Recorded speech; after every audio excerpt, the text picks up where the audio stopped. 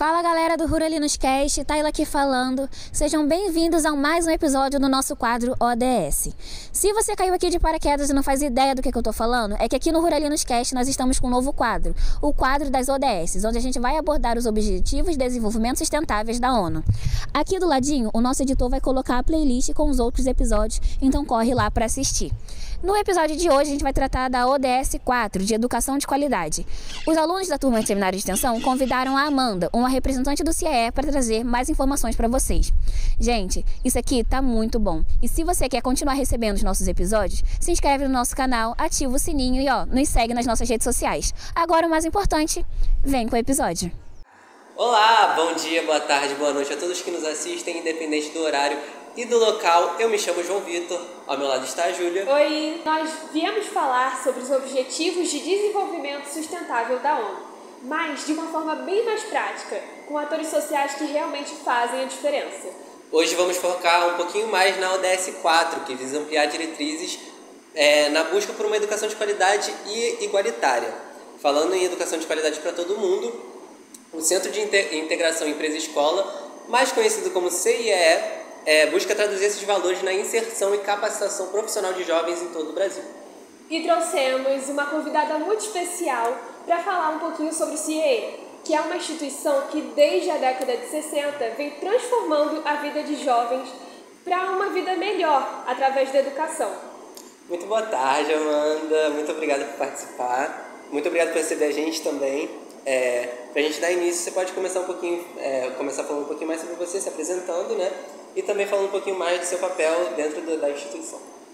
Boa tarde, Júlia. Boa tarde, João Vitor. João Vitor, não liga não. Tudo bem. São mais de 120 jovens semanalmente. De vez em quando eu troco os nomes dos meus jovens. Mas eu acabei de conhecer João Vitor, Júlia. Achei interessante que vocês são JJ, né? A gente é dupla JJ. Nome de podcast. Dupla geral junto. Então, eu sou Amanda. Eu sou formada em Letras em Inglês pela UERJ. Isso foi há muito tempo, né? Entrei já com 18 anos, eu também tive uma experiência como estagiária, inclusive através do CIEE, não diretamente pelo CIEE, mas através do CIEE, porque naquele momento eu fui estagiária do curso de inglês, eu fazia inglês e literatura inglês norte-americana na UERJ, né? Então eu fui estagiária do CNA, na época que funcionava dentro do Colégio Franco-Brasileiro, e foi através do CIEE também, e ali eu tive o primeiro contato, a primeira experiência com o CIEE, a instituição, né? A partir dali, fiz o estágio, participei por um tempo, trabalhei dentro de uma produtora com operadora de caracteres, que era na minha área de letras. Caraca. Porque eu escrevia as informações ali, vinha para o roteiro, para os ao vivo, para os gravados, para toda a informação que passava ali na tela. E foi uma experiência muito legal. Terminei minha faculdade e aí, enfim, tive outras experiências na vida. Aqui no CIEE mesmo, eu comecei a trabalhar com o CIEE em 2022, 2023, eu não estou lembrando exatamente a data. Eu sei que é 24 de janeiro, agora eu não lembro se é 22 ou 23. Estamos em 24, eu tenho 3 anos. E, bom, foi algo muito legal porque eu gosto muito de toda a área de educação, eu sou apaixonada por desenvolver pessoas, é um objetivo que eu sempre tive na minha vida pessoal, assim como um propósito de vida. E o CIEE, eu encontrei esse ponto, né, de desenvolver pessoas. Também gosto muito de trabalhar na parte com administrativo, com todas essas questões relacionadas a corporativismo, empresa e tudo mais. E eu encontrei aliei, né, as duas informações, administrativo com essa parte de formação de profissionais e pessoas jovens, no caso. Para mim foi uma experiência muito linda, porque no momento que eu conheci o CIEE, eu estava justamente buscando encontrar essa área que eu aliasse.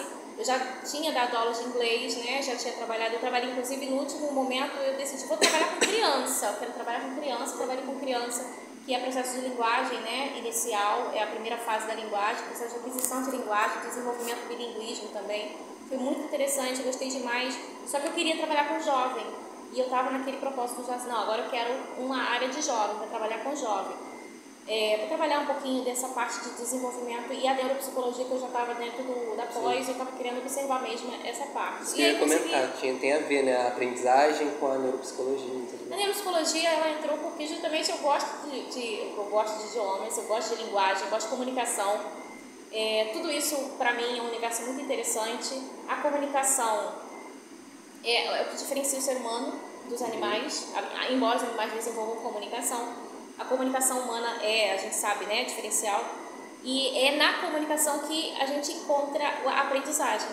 Sim. A aprendizagem, ela vem através dessa comunicação. Inicialmente, as histórias orais, né, que as pessoas contavam no passado.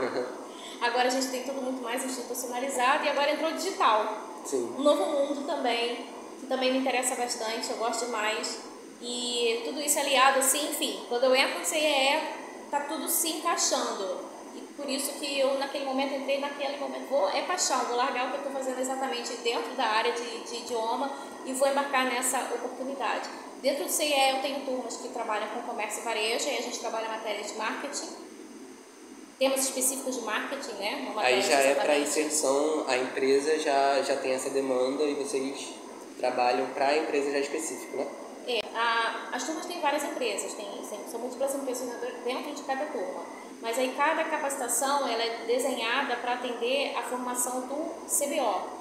O CBO, no caso, tem o arco administrativo, tem o CBO de comércio e varejo.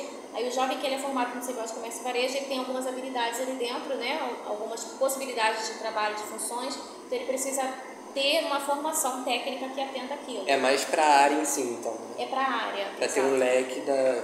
Isso. E a gente tem também a turma de logística também, que embora não seja exatamente da área de logística, né? Mas assim, estudei, dentro do CIE propõe também, tem a Universidade Corporativa, forma seus instrutores dentro dessas áreas, para que a gente também consiga alinhar o treinamento do jovem para aquela parte que é a área específica dele, de auxiliar de logística, não chega a ser um técnico de logística, um auxiliar de logística. E como é que foi o momento que você decidiu que queria ser educadora, a sua motivação para isso? Porque você tem muitas formações, né? Então você poderia ir para qualquer caminho, mas você escolheu a educação. É muito de vida, né? Sobre você, autoconhecimento, você saber o que você gosta. Eu sei, por exemplo, que eu gosto de trabalhar com pessoa. Isso é um fato. É algo que eu sempre gostei muito, de trabalhar com pessoa. Eu gosto de ver o crescimento e desenvolvimento de pessoas. E eu não sei trabalhar só pelo que eu ganho.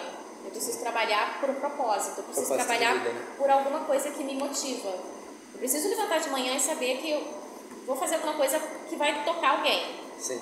Então, dentro da sala de aula, você tem sempre essa oportunidade. Você, quando está dentro da sala de aula, você não tem pessoas aprendendo um tema que está sendo passado. Você tem o Luiz, que está enfrentando uma dificuldade na família, e aquilo ali é a última porta que ele está pensando em que pode ser a oportunidade da vida dele, ou, se der errado, se ele não conseguir desenvolver, ele pode se frustrar com o resto da vida e desenvolver uma outra questão na vida dele. Então você está ali no meio do caminho daquela pessoa, né? Você está na ponte daquela pessoa, junto com ela. É um legado não só para sua vida, mas para a vida de outras pessoas. E são milhares de pessoas que você vai tocar pro resto da vida. Semanalmente são, nesse momento, cerca de 120 jovens que eu encontro semanalmente. Então, fora as pessoas que trabalham nas empresas, que a gente tem contato, né? E você precisa entrar em contato com as pessoas nas empresas. Então, são muitas vidas, são muitas pessoas que lidam diretamente com diretamente e indiretamente também, com a vida de cada jovem aqui. Então, não é só o passar conteúdo, principalmente porque o CIE, a formação da instituição em si, não é baseada na parte só pedagógica educativa. A CIE é assistência social inicialmente, e o propósito da assistência social é justamente atender a necessidade, né, do social. E aí o foco é esse, trabalhar em cima do jovem para ele ter oportunidade, para ele crescer, para ele desenvolver, para que o jovem saia talvez é porque é muito especial quando o jovem ele chega na aprendizagem, ele chega numa empresa, a mente dele muda. A maneira como ele enxerga a vida muda, a maneira como ele se enxerga muda. Ele também ganha um propósito, né? Você falou do seu propósito. Ele ganha um propósito. Ele tem o porquê acordar e porquê seguir a vida dele também. Ele começa a enxergar o trabalho primeiro como o meu ganha-pão. Eu vou ganhar dinheiro. Primeiro começa assim, todo mundo, né? Vou trabalhar para ganhar dinheiro. Mas quando ele entra no trabalho e ele descobre, por exemplo, que ele consegue fazer um cara senta com ele e fala assim, olha, você agora vai preencher essa planilha aqui. Essa planilha é importante, ela vai chegar lá naquele setor, vai passar essa informação e, enfim, depois vai para o outro lado do mundo. E ele começa a se sentir importante também, ele começa a ter a noção do papel dele no mundo, ele começa a se enxergar no mundo. ele começa a se enxergar como atuante, né? Ele não é só o filho da Maria, ele não é só o irmão da Suzana. Ele se enxerga como alguém que participa da transformação do mundo inteiro. Ele começa a se enxergar de fato no mundo. Muito importante falar sobre isso de propósito de vida, porque principalmente na geração que a gente está, a gente tem muito uma questão de excesso de informação, né? Por exemplo, o sistema educacional ele está aí ainda muito ortodoxo, ele não consegue acompanhar na mesma velocidade e esse excesso de informação, às vezes o jovem principalmente fica perdido, simplesmente. Ele não tem noção desse propósito, ele não tem noção de qual caminho seguir, porque a vida não tem um manual que você lê e você sabe, vou seguir isso e aquilo outro. Por isso é importante a educação. E é isso, você ia comentar mais alguma coisa, né? Não, eu ia te fazer uma pergunta muito relacionada ao que você falou, de uma questão de que nem todo mundo tem um acesso à educação. Existem pessoas de diferentes contextos, pessoas que passam por necessidades ou que não conseguem ter tempo porque precisam trabalhar direto. E aí, como é que você e o CIE fazem para que consiga incluir esse grupo específico também? O CIE tem o programa Jovem Alerta, e aí que entra aquela parte que eu não tenho tanta informação sobre todos os projetos. Jovem Alerta ele não está na mão pedagógica, está com o pessoal da assistência social. É justamente um programa que o jovem ele aprende o básico que ele precisa para ele entrar no mercado de trabalho. Como ele vai escrever um currículo. A gente também ensina isso no programa Jovem Aprendiz, mas no Jovem Alerta ele vai numa comunidade que está dentro de alguns lugares específicos e esse jovem consegue ter acesso a essa informação, a estudar mesmo básico de português, básico de matemática, o básico que ele precisa para conseguir entrar no mercado de trabalho. É quase um mecanismo de resgate, né? Vocês vão até lá em vez do caminho contrário. Isso. Aí ele funciona. Aqui nós tivemos até algumas turmas de Jovem Alerta alguns meses atrás. Aí ele não dura o mesmo tempo de um programa, né, de aprendizagem de 2 anos. Ele é um período mais curto, o jovem tem uma bolsa também, ele recebe uma pequena bolsa.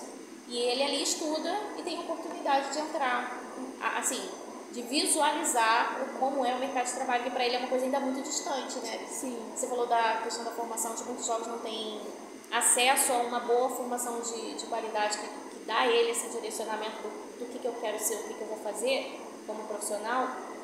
Eu digo que toda a nossa estrutura de educação, ela não está muito adequada ao que é a nossa necessidade social.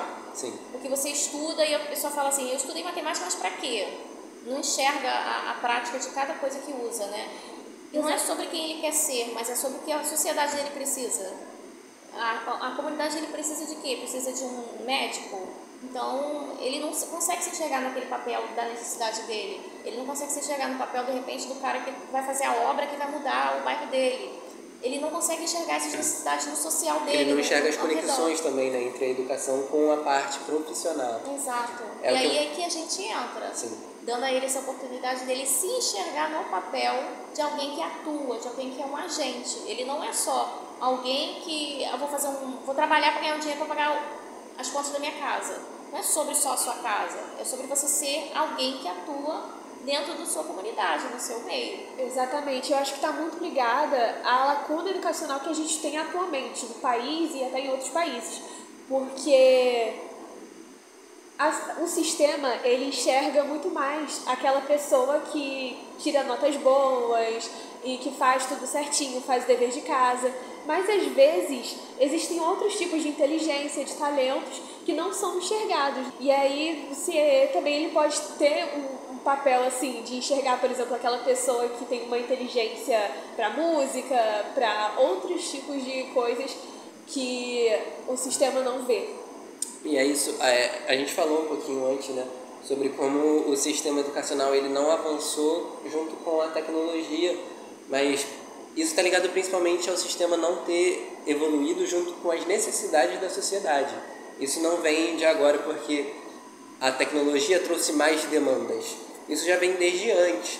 Então, assim, é ótimo que a gente tenha o CIE para, de alguma forma, resgatar, como foi falado, né, o jovem, mas, por outro lado, é triste porque, muitas das vezes, já está num estágio que ele perdeu um certo período que ele poderia ter aproveitado melhor. Óbvio que, assim, nunca é tarde para nada, mas a gente precisa, o quanto antes, para garantir o objetivo da ODS 4, reformar esse sistema para que a gente consiga realmente pegar esses jovens onde eles mais precisam, sabe? No início da educação, para quando eles chegarem no CIE, o CIE ser mais um complemento, não ser o que vai resgatar eles de fato, porque aí, infelizmente, não dá muitas vezes. O sistema não adianta olhar, por exemplo, para as boas notas, para um bom currículo, se ele não se preocupa antes com o background da pessoa. A situação socioeconômica que ela vive, às vezes a pessoa tem algum transtorno, a gente tem o TDAH, são os neurodivergentes, né? Problemas relacionados à concentração, etc. E que a gente não tem um sistema que acolhe suficientemente. E isso é muito triste. Agora, para além disso, a gente falou muito do impacto um pouquinho mais já na sociedade. Agora eu queria falar um pouquinho do impacto do CIE na sua vida profissional como educadora e como você via antes a história do CIE.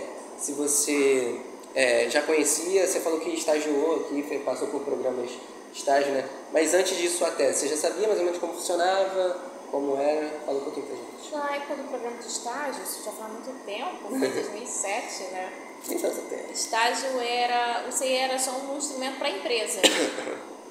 O relacionamento CIE era para a empresa, né? De regularizar o jovem para que a empresa conseguisse ter esse jovem ali dentro. Então, eu não tive tanto contato com o CIE como entidade formadora. Não participou em nenhum momento da minha formação profissional. Só o caminho para entrar na empresa mesmo. Porque naquele momento a gente fazia ficha através do CIE e tal, lia o contrato, entendia o que era o contrato e tudo mais. Era só isso. Então, assim, a minha experiência com o CIE começa a partir do momento que eles me contrataram, fui para entrevista e conheci melhor o programa de aprendizagem a partir daquele momento. E dentro do CIE que eu venho descobrindo mais ainda como é a formação do jovem aprendiz. Quem tem mesmo a capacitação é o jovem aprendiz, né? E as outras formações, como eu falei, esse jovem alerta e outras formações que o CIE propõe para jovens em situação de vulnerabilidade, de necessidade. Jovens, inclusive, que são hoje, vivem em abrigos, e o CIE também, através do CIE, eles entram numa instituição também de trabalho para ele ter oportunidade de trabalhar. Você falou sobre a questão da diversidade neurodivergentes, né? Sim, também. A gente fala sobre a escola e sobre toda essa questão da neurodivergência. O mercado de trabalho hoje, ele exige a presença de pessoas PCDs e neurodivergentes Sim. também.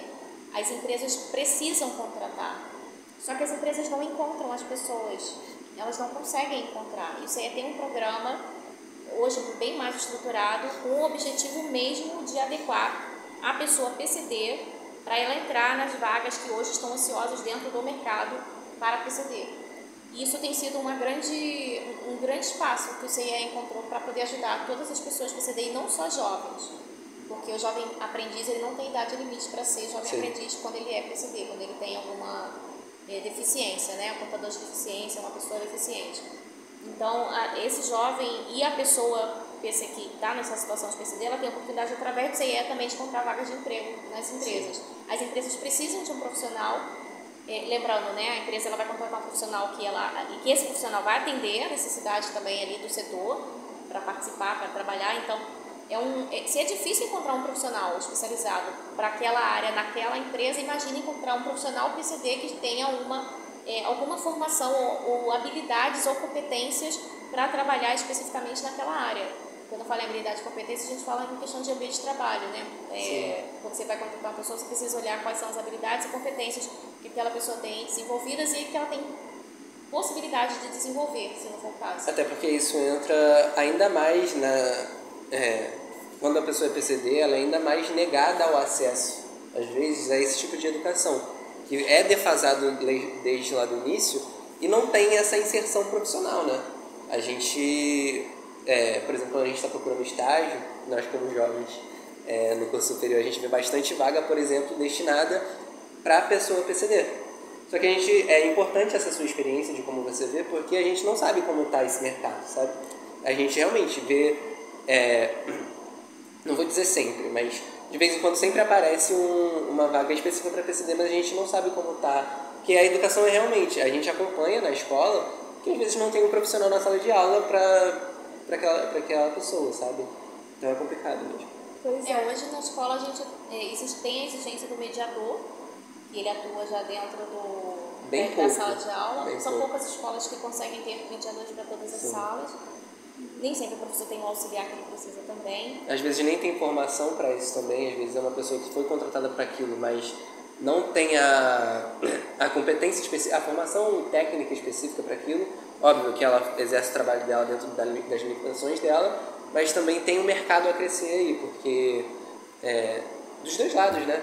Tanto a pessoa pode se especializar naquilo, quanto as escolas também têm a necessidade e a demanda de ter mais pessoas atendendo. Mas assim, dentro da área de educação, tem muita gente assim de mediação. Hoje tem cursos para formar mediadores. Sim, aí tem bem mais. Agora, do ano passado, 2021 para cá, começou a formar mais. Sim. Então tem defasagem porque o campo é muito grande e falta muita gente ainda. É porque, como você falou, começou bem recente. São leis recentes. Agora a lei exige a presença do mediador, por exemplo, no município. E agora, no ano passado, eles tiveram a primeira contratação de mediadores, né, no município, por exemplo. E agora vai ter mais pessoas mais especializadas. Eu falo que o profissional de educação, a maioria, não deixa de estar especializado para a educação. Mas eu digo que a educação em si, em outras questões, em outros aspectos que a gente não vai abordar aqui, né, no objetivo, mas ela acaba não mantendo alguns profissionais muito bons de educação. Isso eu posso dizer que uma das questões da educação não é a falta de profissional especializado, mas é a evasão do profissional especializado para outras áreas. Né? É bem interessante essa visão, porque a gente olha muito como se o problema fosse a falta dos profissionais, e é um grande entrave mesmo. Aí nós queríamos saber sobre quais mudanças que a gente poderia fazer, tanto as instituições, quanto o governo, quanto a sociedade em si, para mudar essa realidade. Essa é uma discussão atual. A gente não tem uma resposta fechada, clara e com objetiva. certeza. Na sua experiência, do que você vê, porque... Mas sobre o que eu imagino e vejo e observo, é uma conversa que vai levar um tempo. A gente precisa de muitas mudanças que nos facilitem a questão. Primeiro, a gente precisa entender o objetivo da educação no Brasil. A nossa BNCC é linda, maravilhosa, né? A gente tem ali todas as diretrizes para a educação e é sensacional a nível mundial. Se você olhar para a BNCC em relação ao Brasil, que são as diretrizes de educação em relação ao Brasil e em relação ao mundo, são lindas, maravilhosas. Mas a aplicação dela, prática nas salas de aulas, que tem sido um entrave, tem sido uma dificuldade. E outra, a gente está tendo hoje uma falta de estrutura na questão familiar, onde a família transfere sempre essa questão da educação moral, cívica e ética também, né, para a escola. E nem sempre a escola consegue atender tudo isso, porque não é o objetivo da escola. E é um sistema falho, porque nem sempre a família transfere isso por querer, né? Às vezes a família tem que ficar fora para trabalhar, para sustentar aquela família, etc. Mas aí, ainda que a família esteja fora para trabalhar, o pai, a mãe, ou o avô, a tia, ou a pessoa que está ali vivendo com aquela criança ou adolescente, continua sendo responsável. Claro, não, isso com Então, certeza. naquele momento que tem, precisa ter o tempo de qualidade. O que está acontecendo é uma conversa muito, né? Eu vou sair do contexto. Não, tá tudo bem, Pode tudo falar. bem. Eu vou muito além. Hoje a gente está vivendo uma sociedade que, se a gente parar para observar, ela não está funcionando, ela não está se encaixando em todos os seus âmbitos. Ou seja, saímos todos para trabalhar e as crianças são formadas por quem? Mas aquele que forma a criança não tem o propósito de formar todas as áreas da criança. Então, como é que você forma o caráter naquela criança? Sabe por quê? As coisas não estão conversando. Os pais, eles ensinam uma coisa e aí chega na escola e é outra também. Não sei se você está querendo dizer isso, mas, por exemplo... também tem isso. Por exemplo, assim, que eu vejo, e você pode falar da sua visão também. Pais que, às vezes, não ensinam limites para os seus filhos e aí chega aqui e o filho se depara com frustração e aí ele não sabe lidar, sabe? Eu vou além, desculpa interromper, mas eu vou além. Às vezes a gente não coloca isso como um ato deliberado, né? Por exemplo, não ensina limites porque não quer, sabe? é porque também não teve a educação prévia para ser um pai, para ser uma mãe, ter essa educação completa, sabe? Para passar isso para os seus filhos também. Porque o sistema educacional também falhou com eles antes.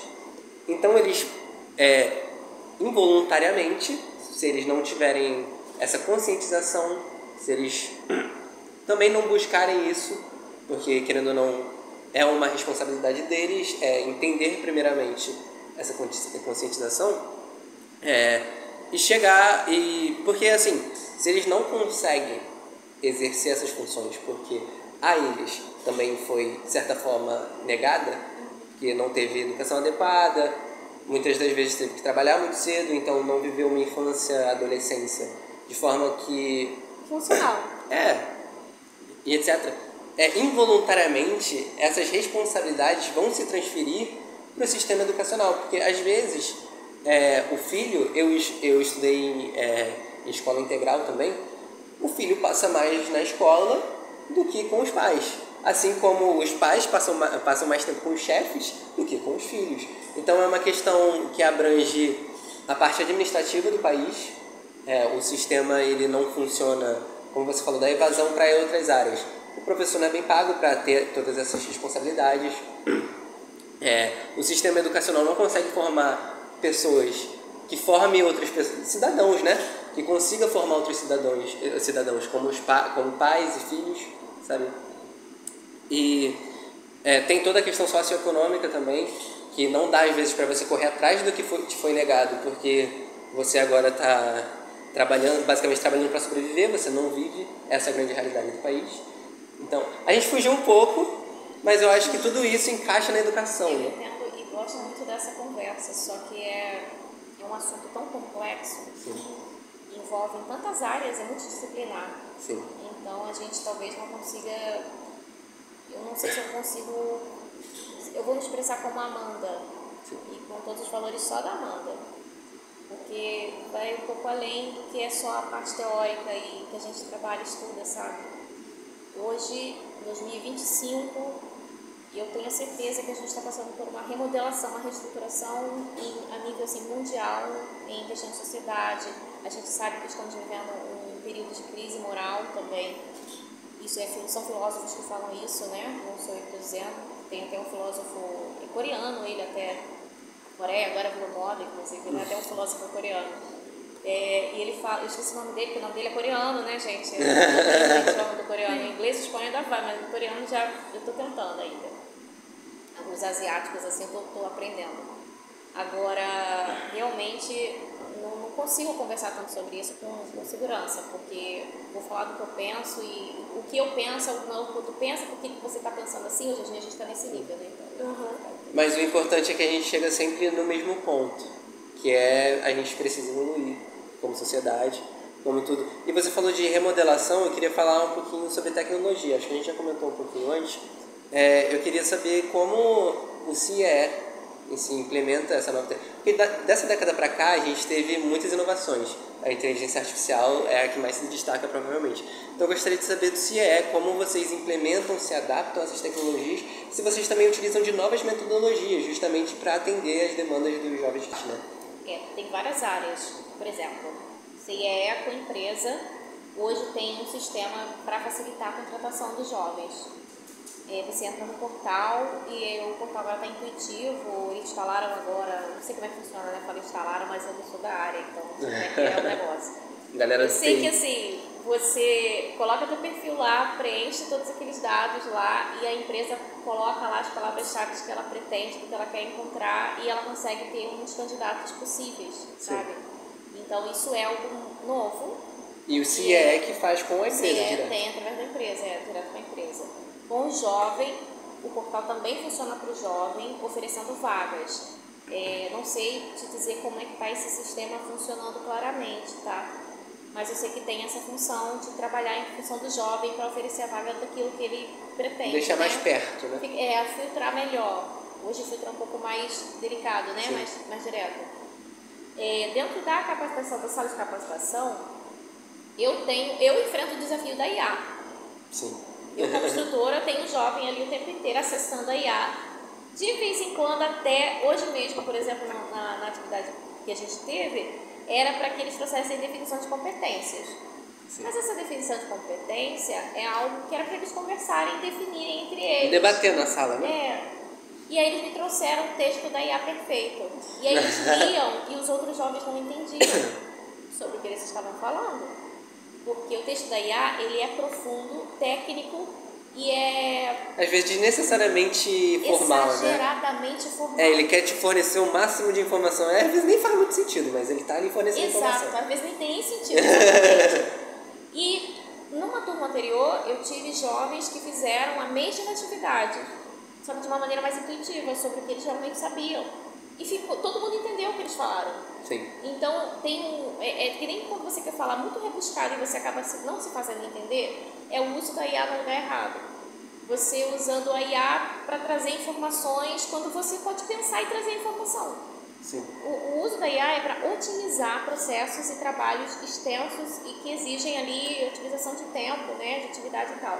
Só que hoje está tendo um uso desnecessário que está causando um problema na aprendizagem de muitas pessoas, que é quando você pega aquele material e diz assim, faz isso aqui para mim. Ele faz aquilo ali para você, nem sempre está certo, nem sempre está bom, mas como ele usa um texto muito rebuscado e as pessoas nem sempre acompanham aquela...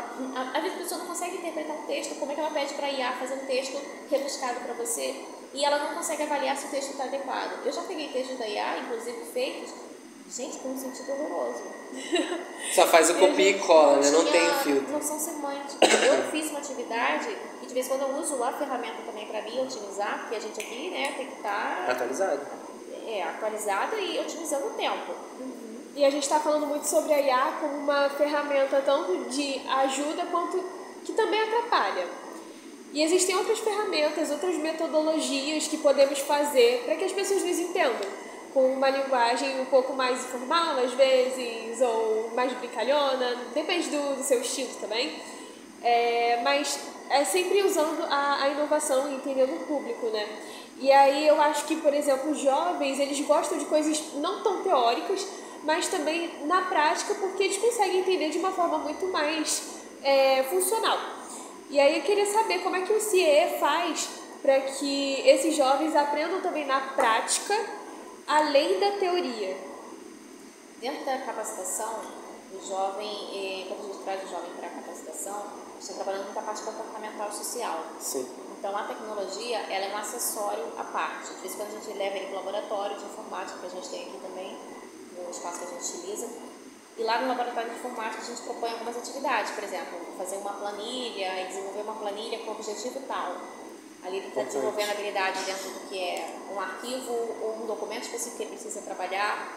A própria ferramenta, né, básica, a base, porque às vezes a base o jovem não tem. Abrir um programa dentro de um computador para o jovem às vezes é uma dificuldade, porque, como eu disse, antes, você falou, a gente tem muita informação, hoje está tudo muito em cima da gente, e o jovem, a criança que está nascendo nesse mundo, parece que é muito fácil usar tudo. Então, usar um celular é muito fácil, eu consigo fazer qualquer coisa. E tem outra questão. Todo mundo consegue. Exato, mas tem outra questão que é o celular. Porque a gente tem toda uma geração que às vezes não teve acesso ao computador. Cresceu com o celular. Diferente, eu não sou velho, né? Eu, por exemplo, tipo assim, eu nunca tive celular até o fim da minha adolescência já. Então eu tinha só um computador velho, caquético, mas ali a gente tinha curiosidade de aprender, mas porque o celular, querendo ou não, é tudo na mão. Você toca, abre e aparece. É intuitivo, você não tem muito processo para tirar informação, para precisar fazer coisa. Você não pensa muito, ele te resolve o problema. Sim, não coloca na prática, e é esse o problema da IA também, porque a IA não é fim, ela é meio.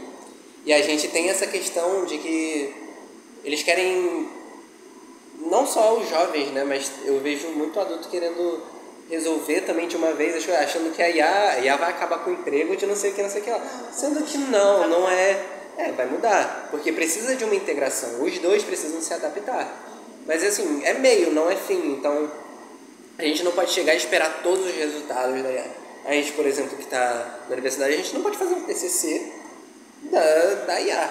A gente precisa de um projeto com pesquisa, a gente precisa de fonte e tudo mais. E se você faz isso na IA, a IA vai te dar a fonte fictícia, ela vai se preocupar em te dar... E você está cometendo um crime, diga-se de passagem, se você fizer isso. Então, se você, por exemplo, cometer plágio, essas coisas, a IA, a não ser que você ainda tente ali, mas não vai adiantar, sabe? Então a gente precisa... inclusive isso entra na pergunta, se tem novas metodologias para abranger isso.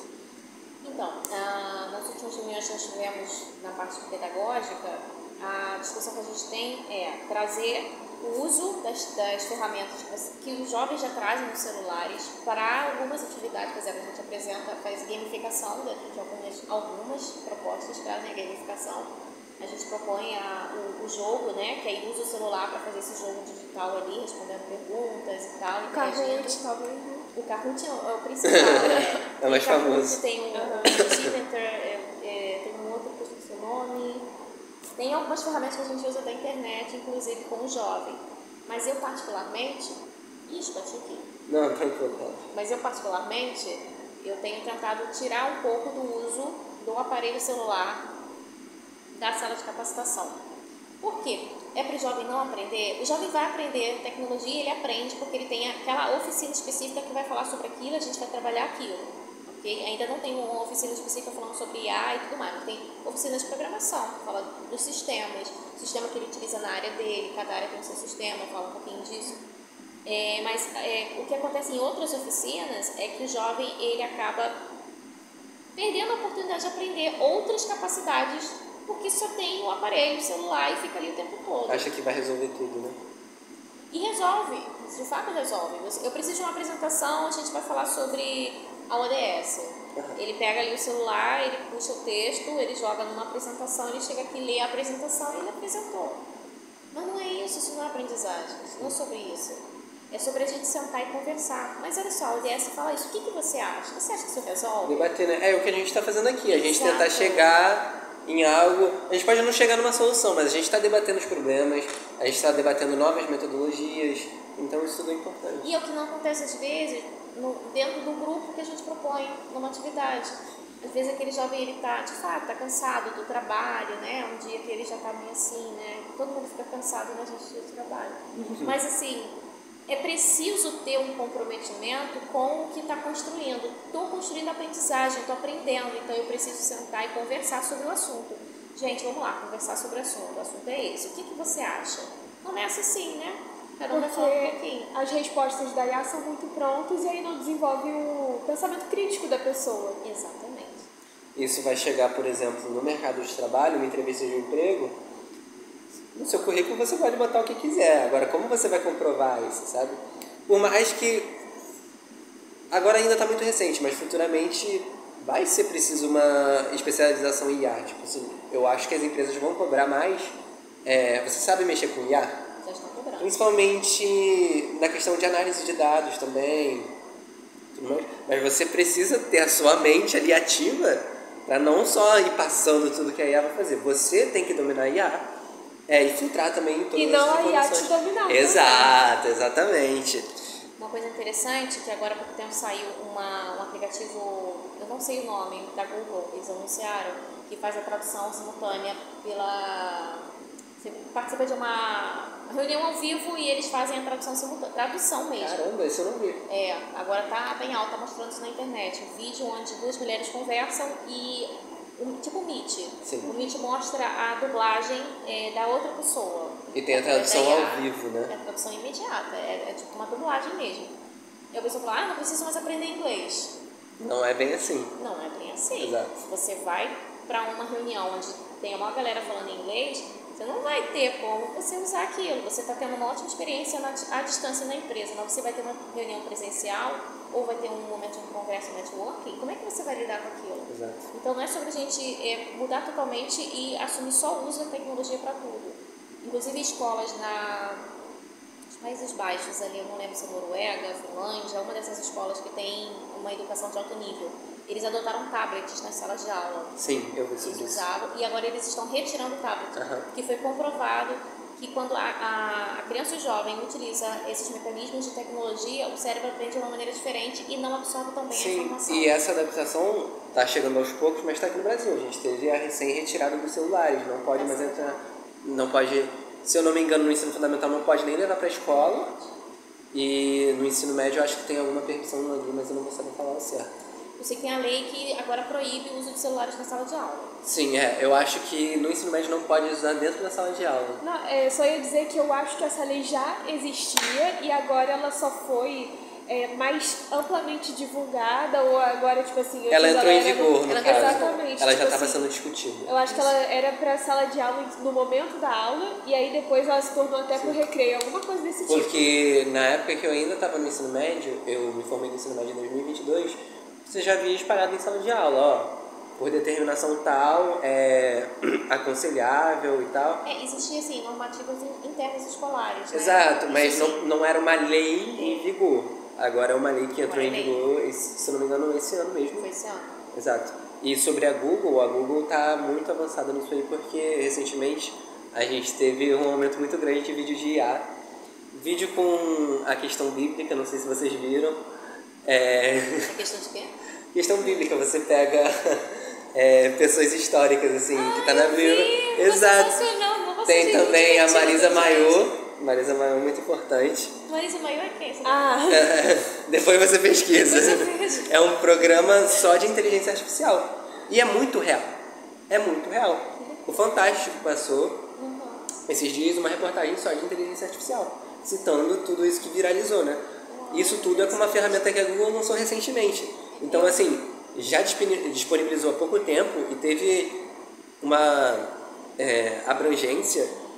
As pessoas estão tanto lá, sabe? Que já foram usando e as pessoas às vezes... Vai ser cada vez mais difícil, então a gente tem que ter essa conscientização e essa adaptabilidade, né? Eu acho que essa é minha última contribuição. A IA, ela também tem uma questão na educação de ser um dificultador pela questão de que fake news. Tipo assim, às vezes a IA não está atualizada. Não sei se você já fez isso, mas pelo menos eu já fui no ChatGPT e falei sobre alguma coisa para ele me dizer. E aí estava desatualizada a informação, porque ele estava atualizado acho que até 2023 e tal. E aí a pessoa pode olhar essa informação e falar, isso aqui está certo, e decidir que aquela é uma verdade absoluta. Isso pode atrapalhar no mercado de trabalho, pode atrapalhar em pesquisas mesmo, né? Nas aulas, porque a pessoa vai acreditar numa coisa que é mentira. Entende? Mas aí é um problema mais do ser humano do que da ferramenta em si. A ferramenta traz dentro do limite que ela tem.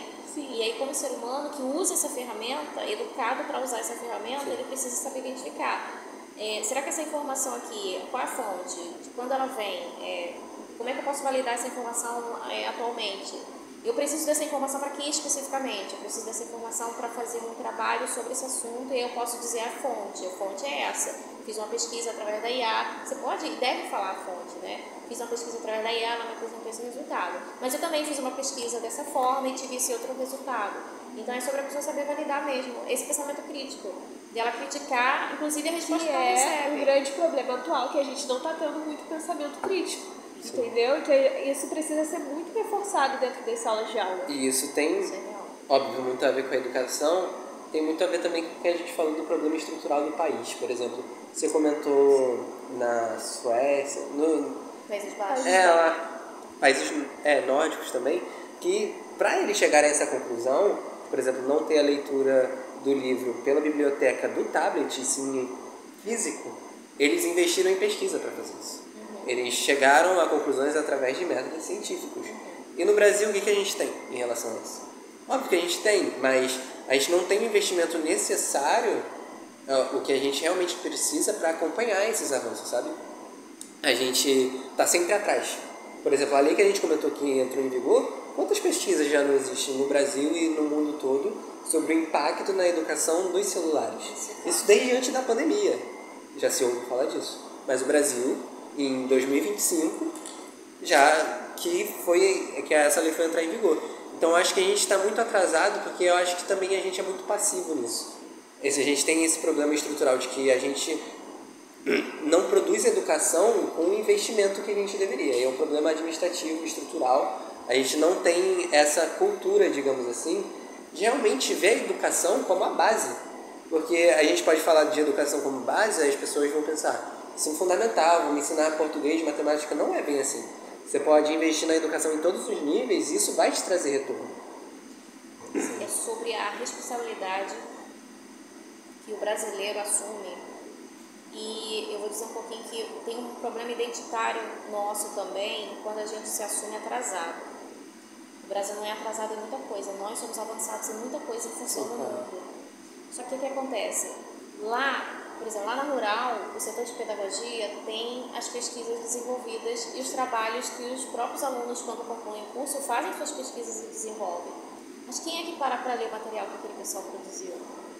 Quem é que para considerar o material que vocês vão produzir no final do seu curso? Que é um material que você rala pra caramba pra produzir, né? Não ia usar IA não, tá, gente? Nunca. Sim, Vai exatamente. fazer direito. Assim, claro, usar IA como ferramenta de otimização e não como o que vai fazer tudo. Não é o resultado. Então, o fundamental. A responsabilidade sobre as informações que a gente produz, é sobre validar o que somos. O Brasil é um país extremamente rico em cultura e em universidades. Nós exportamos pesquisadores. Sim. Nós temos pesquisadores na Europa. A gente tem a mulher que foi responsável pela pesquisa do coronavírus, eu esqueci o nome dela. E é verdade. Da eu vacina, também não sei, né? mas Da sei quem é, vacina. mas não sei o nome. Ela foi responsável ela foi uma das responsáveis por descobrir um ponto ali, não sei o que, do RNA, uma coisa assim, que virou a chave no momento de construir uma vacina eficaz. Então, você tem uma brasileira ali e você tem no Facebook, o segundo cara é um brasileiro. Falta valorização, sabe? É, do quando- governo, da gente. Não vou falar de governo, sabe? Porque Tá. o governo somos nós que montamos o governo, somos nós que estruturamos o governo. Quando- É sobre você ser a gente. É isso, a gente está chegando ao fim. Antes eu queria só perguntar para você se quem está assistindo a gente, se tem alguma forma de ajudar o CIE, seja por meio de doações. A gente sabe que o CIE não tem fins lucrativos. Suas redes sociais também, se você quiser disponibilizar, LinkedIn, Instagram, tanto do CIE quanto o seu, fica à vontade. Meu LinkedIn eu disponibilizo sim, está disponível para que todos possam acessar. Não sei como é que vai ser, não sei como é que está funcionando agora o logaritmo deles, né? Não sei se chama logaritmo também, mas entendi que funciona isso, né? Porque eu lembro que para você conseguir conectar com uma pessoa, você precisa fazer parte da rede dela. Aham. Mas seu Então, perfil você- todo mundo consegue visualizar. Então eu posso disponibilizar até o link, se der Sim. para colocar. Tá ótimo. O CIE, tem um portal do CIE, né? ciee.com.br, você coloca lá na pesquisa, ele já acessa imediatamente para o pessoal se cadastrar, tem informações, receber também informações, está tudo ali. E o portal do CIE é o principal.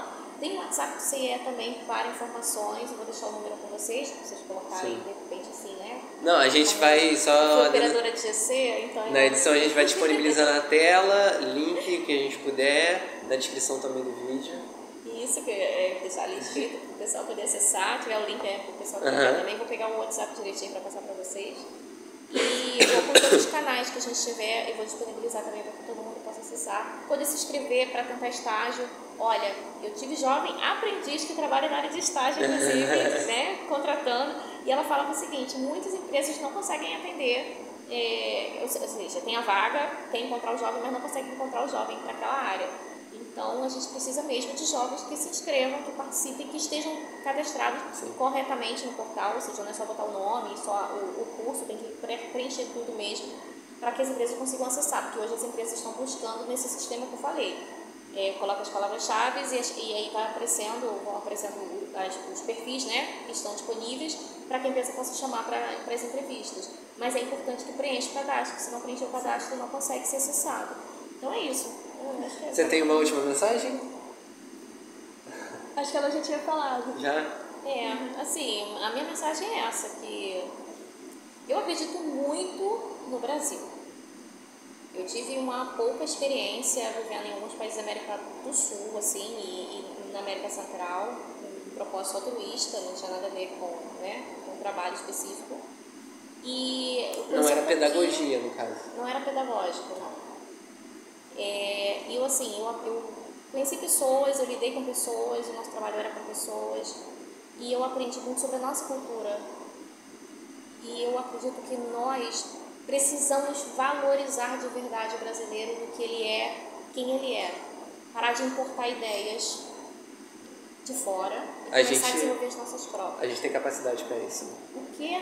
Demais! A gente pode demorar. Brincando. Mas assim, sim, o Brasil é uma potência. E eu digo mais, eu vi muitas pessoas que falavam do seguinte: nossa, o Brasil é um país que tem um potencial enorme. O mundo nos vê como se fosse assim, as crianças no jardim que a gente espera que vão crescer e desenvolver, o mundo nos vê assim. A gente não pode perder a oportunidade que nós temos hoje de ser talvez o futuro do mundo. Em áreas de ecologia, de cuidado ambiental, de questões climáticas, nós estamos muito avançados. Nós temos muito avanço em todas essas áreas. Gente, energia solar, você sai aqui na rua, você vê um monte de painel solar. E é uma pesquisa que eu vi existe a Semana Rural, que está acontecendo agora. Eu fui no stand de Relações Internacionais. E aí falaram sobre ODS. E as ODS que mais estão desenvolvidas aqui no Brasil são essas de energia e parcerias. Então a gente tem muito potencial. Muito desenvolvidas mesmo. Então a gente tem um extremo potencial. Nós somos um país continental, para começar. E uma coisa muito linda que eu sou de letras, eu valorizo muito a questão da comunicação e do código de comunicação português. Nós somos um país continental que fala o mesmo idioma. Em que lugar no mundo você tem isso? Você tem Estados Unidos, o segundo idioma principal é espanhol. Se você falar espanhol, se você for para os Estados Unidos, você vai falar bastante. Aqui no Brasil, não. Você precisa do português. Você vai para a China, mandarim é língua oficial. Se você for para o interior da China, você não fala em mandarim. Não é um país unificado num idioma só. Você vai para a Índia, milhares de idiomas. Enfim, o Brasil é um país extraordinário. E a gente precisa aceitar, confiar e saber que o que hoje a gente está produzindo aqui, nesse material aqui, em uma universidade, se fosse feito em uma universidade na Europa, o pessoal ia falar assim: uau, que podcast! Que debate importante! Que debate importante! Então o nosso também é importante. Esse debate aqui é muito importante. A gente precisa levar isso para fora e fazer o pessoal saber: olha, nós fizemos um podcast, eu participei de um podcast dos João Vitor. Eu não sei que menino que é comigo. O jovem que eu tenho é João Vitor também, de hoje. E toda vez que eu falo João Vitor, eu não sei. Tem alguma questão. João Vitor, o nome. E a Júlia. Então, o debate que hoje vocês estão promovendo aqui é algo muito importante. Talvez a gente não citou tanto assim, nomes e pessoas importantes, né? A gente não teve tanta citação assim, de nomes aqui. Mas a gente tem referência para buscar, todo mundo tem. Isso é uma conversa mesmo do que nós somos, de pessoas que somos. Eu estou aqui no meu fazer profissional como instrutora, mas eu também sou a Amanda, estou trazendo aqui muito da Amanda, e vocês sendo vocês também. E isso aqui é uma construção, é um início e possivelmente vai inspirar muitos outros jovens que vão vir depois de vocês para fazer um material que vai reverberar e vai trazer mais informação. Então, é isso. É esse o objetivo. Muito obrigada novamente, Amanda. Prazer, gente. Prazer demais. Muito obrigada. Muito obrigada a todo mundo que assistiu até aqui também. E é isso que a gente espera, que esse projeto aqui alcance e motive mais soluções para a educação, para que a gente consiga o objetivo da ODS 4, que é uma educação de qualidade igualitária. E é isso. Muito obrigado a todo mundo. A educação é só o primeiro passo, gente. Até a próxima.